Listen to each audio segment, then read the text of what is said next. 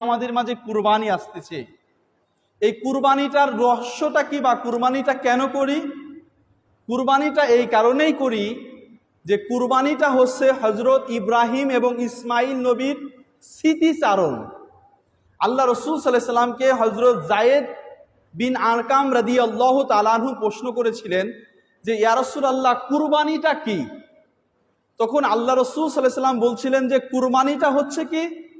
কুরবানিটা হচ্ছে আমাদের জাতির পিতা হযরত ইব্রাহিম এবং ইসমাইল নবীর ওই কুরবানিকে স্মরণ করা, স্মৃতিচারণ করা।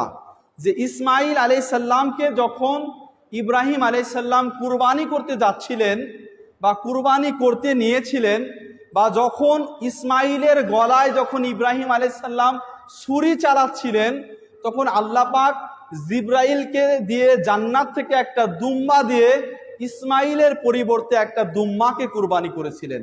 সুবহানাল্লাহ। এই যে ইব্রাহিমের সন্তান ইসমাইলকে যে ইসমাইল আলাইহিস সালামকে যে কুরবানি করতে চাইলেন ইব্রাহিম আলাইহিস সালাম, ওই ইসমাইলের পরিবর্তে যে একটা দুম্মা কুরবানি হলো।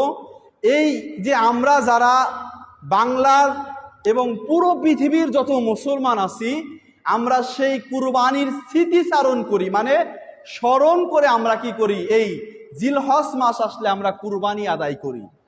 এই কুরবানিটা হচ্ছে ইব্রাহিম নবী এবং ইসমাইল নবীর স্মৃতিচারণ।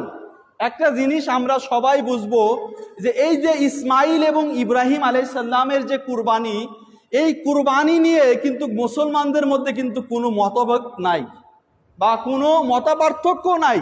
এই কুরবানিকে সবাই মনে প্রাণে কি করেছেন, গ্রহণ করেছেন এবং সবাই এই কুরবানিকে আদায় করেছেন।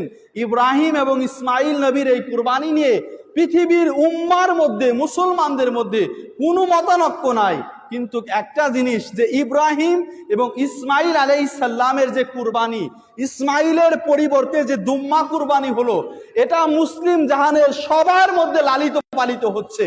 কিন্তু 61 হিজরি 10ই মুহররমে কারবালার জমিনে ইসমাইলের পরিবর্তে দুম্মা কুরবানি